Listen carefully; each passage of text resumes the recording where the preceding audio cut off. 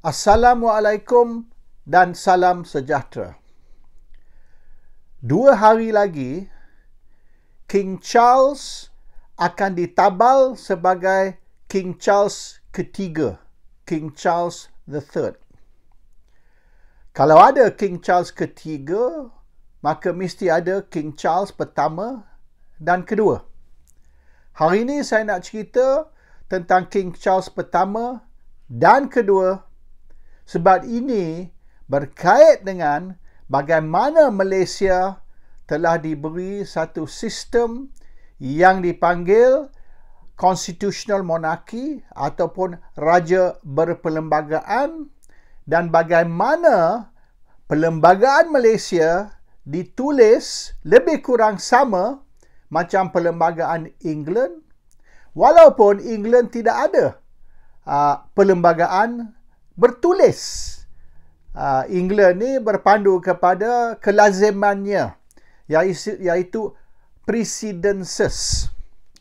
Ramai orang Malaysia tak tahu yang perlembagaan Malaysia ni ditulis oleh British, tapi England sendiri ataupun UK tidak ada perlembagaan secara bertulis. So, 400 tahun dulu, di dalam pemerintahan King Charles pertama, England berperang dengan Perancis, berperang dengan Hispaniola, Spain, dan peperangan ni memakan banyak belanja. Jadi ekonomi England nak bankrupt. Bankrupt kerana perang. Samalah macam Amerika sekarang duk perang sini, perang situ. Amerika pun silap-silap nanti akan bankrupt. Jadi King Charles bawa kes ni, Charles pertama, bawa kes ni ke Parlimen dan minta Parlimen meluluskan kenaikan cukai. King Charles nak naikkan cukai supaya dia boleh dapat duit untuk nak finance peperangan yang England engage dengan beberapa negara di Eropah. Parlimen tolak. Parlimen tolak titah atau permohonan King Charles untuk naikkan cukai kerana rakyat sudah susah. Rakyat menderita, duit dah tak ada.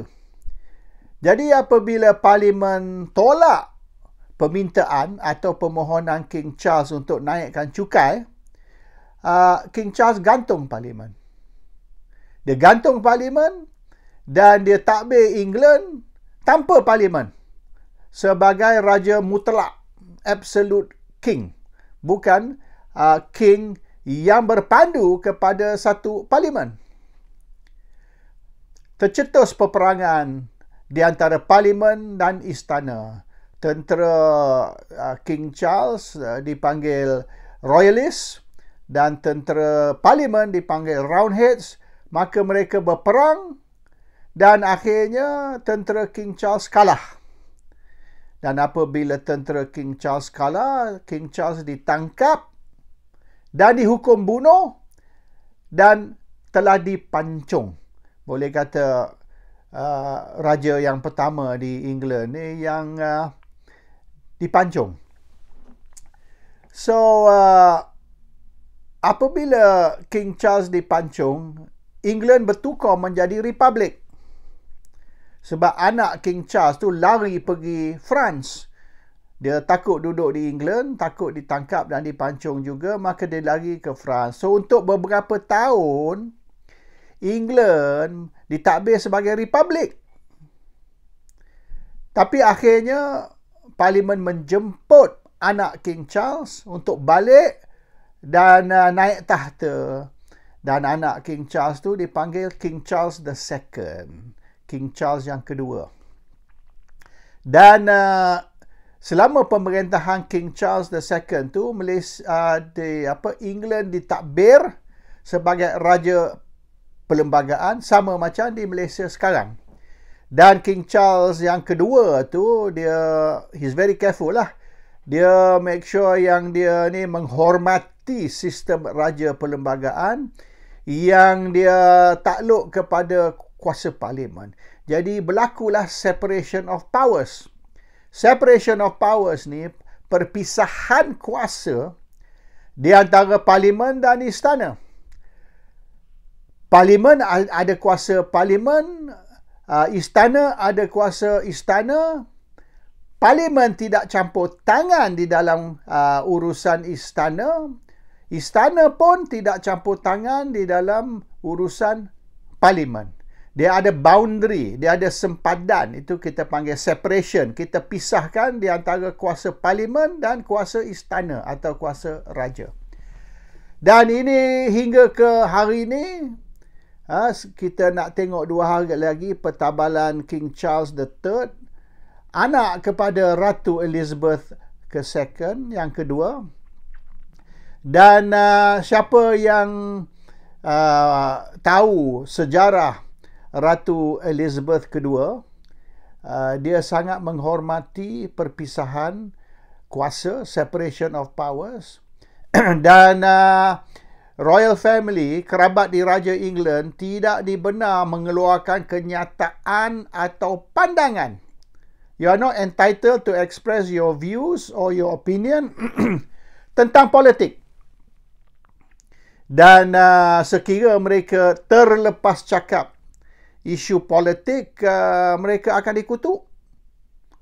The court of public opinion, orang ramai akan kutuk mana-mana anak ke, cucu Ratu Elizabeth ke.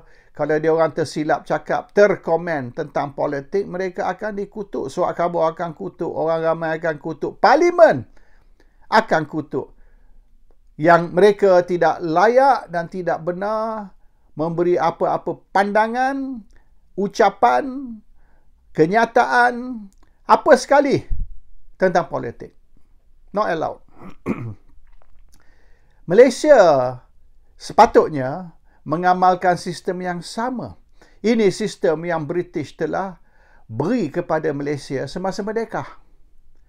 Dan oleh kerana itu, perlembagaan Malaysia dan sistem raja perlembagaan dihormati semenjak merdeka hingga nampaknya kebelakangan ni, di mana kita sudah tidak nampak di mana separation of powers, di mana kuasa parlimen, di mana kuasa istana. Dan sebab apa? Nampaknya gambaran yang diberi, Perdana Menteri dan istana ni ada macam satu pakatan, satu konspirasi. Dan ini bahaya. Sebab di bawah sistem raja berperlembagaan, kita kena clear. Tak boleh ada, grey area. No grey area. Very clear. Black, white. No grey. Dan kuasa raja dan kuasa parlimen, iaitu kuasa Perdana Menteri, tidak boleh dicampur. You cannot cross the boundary. So sekarang ni, bila kita tengok misalan semalam, Duli Yang Maha Mulia Sultan Johor buat statement tentang politik. Istana Negara pun keluarkan statement tentang politik. Dan statement-statement yang dikeluarkan oleh Istana Johor, Istana Negara, tidak sepatut dikeluarkan. Sebab itu urusan parlimen. Nothing to do dengan istana. Istana tak boleh campur tangan dalam urusan politik. Datuk Said Ibrahim hari ini, bekas Menteri Undang-Undang, Datuk Zaid Ibrahim dulu Menteri Law Minister. Datuk Zaid telah sebut tentang kuasa parlimen dan kuasa istana, dan sebagai Menteri Undang-Undang, Law Minister, dia pun rasa yang campur tangan istana tak boleh di dalam urusan parlimen. Pemilihan Perdana Menteri, who chooses the Prime Minister, kerja parlimen, bukan kerja Perdana Menteri.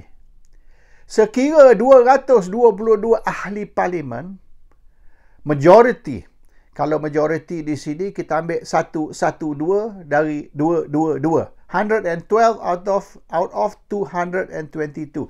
Sekira majority ahli parlimen, iaitu 111 campur, tak kisahlah 1, 2, 3 ke 10 ke, but it must be 111 plus minimum 1.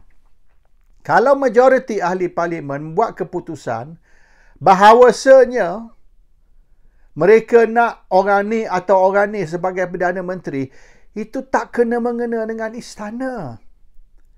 Istana tidak boleh campur tangan, tidak boleh sekat. Pilihan Parlimen is the job of Parlimen, it is the power of Parlimen, it is the choice of Parlimen. Siapa Parlimen nak sebagai Perdana Menteri, Raja kena hormat. Hormat keputusan Parlimen. Kalau tak suka pun, terpaksa terima. Because this is Parliament's authority, Parliament's choice. Dan Raja tidak boleh tentang keputusan Parlimen.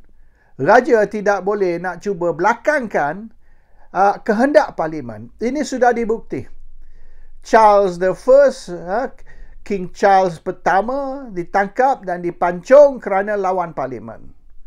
Charles kedua, apabila dilantik anak Charles pertama, dilantik sebagai pengganti, dia sangat-sangat menghormati dan menghayati kuasa Parlimen. Kalau tidak, dia pun akan dipancung.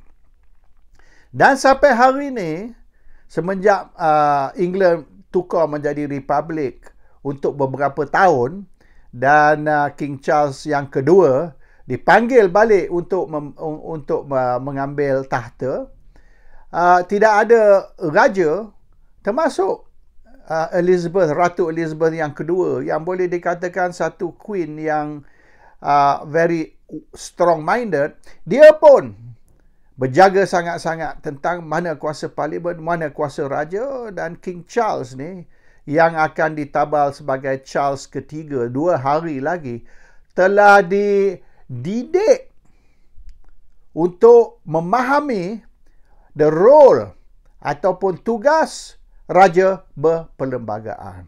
Dan bagaimana bukan saja raja, tapi anak, sepupu, cucu, mana-mana kerabat di Raja England tidak boleh bercakap, memberi pandangan, memberi komen atau campur tangan di dalam urusan politik.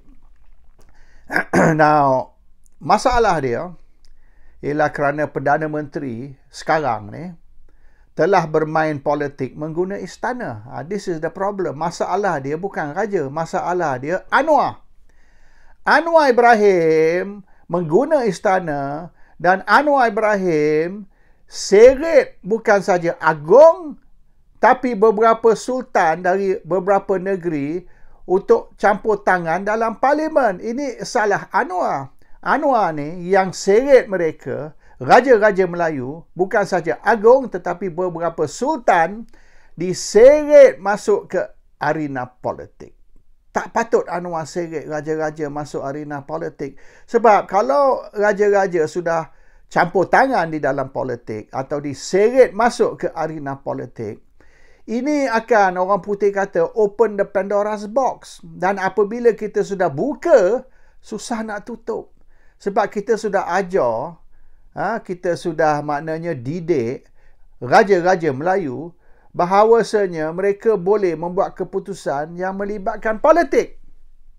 Walaupun sepatutnya ikut perlembagaan, tak boleh. Dan apabila kita sudah beri kuasa kepada istana, kita sudah seret atau jemput raja-raja masuk ke arena politik, dan mereka sudah biasa bermain politik, susah masa depan kalau kita nak bagi tahu raja-raja ataupun agung, awak jangan campur tangan politik, sebab mereka sudah pun campur tangan politik. Sudah jadi kelaziman raja-raja Melayu dan agung campur tangan dalam politik. Kalau kita nak sekarang ni tutup pintu arena politik kepada raja-raja Melayu, is very difficult. You do not let them get used to, interfering in politik. Kalau you dah biasakan raja-raja Melayu terlibat di dalam politik, kemudian hari apabila kita rasa tak wajar raja-raja Melayu ataupun agung terlibat di dalam politik, macam mana kita nak beritahu raja-raja Melayu atau agung, tuanku tak boleh campur tangan politik, tak boleh apa benda pula. Dah berapa tahun ni aku terlibat, engkau yang suruh aku campur tangan, engkau yang jemput aku interfere di dalam politik. Jadi sekarang ni tak boleh pula. It's very difficult. So sekarang ni orang melihat istana diguna oleh orang politik, tapi kemudian akan dilihat sebagai bukan istana diguna, tapi istana yang mengguna politik untuk kepentingan mereka sendiri. Sebab ini berlaku constitutional crisis tahun 80-an. Bermaknanya 35 tahun dulu tercetus krisis yang dipanggil krisis perlembagaan, constitutional crisis, kerana Mahathir nak menentukan yang istana ataupun raja-raja Melayu dan Agong tidak campur tangan di dalam politik, dan satu mahkamah khas dibentuk untuk seret mana-mana raja Melayu yang melakukan jenayah kepada mahkamah. Sebab sebelum tu raja-raja Melayu kebal. They got immunity. Tidak boleh di-charge dalam mahkamah. Tapi Mahathir nak tentukannya sekiranya raja-raja Melayu, tak kisah siapa, Agong sekalipun, kalau lakukan jenayah, mereka boleh dibicarakan di dalam mahkamah dan boleh dihukum atas kesalahan mereka, tapi di dalam special court, mahkamah khas untuk raja-raja Melayu.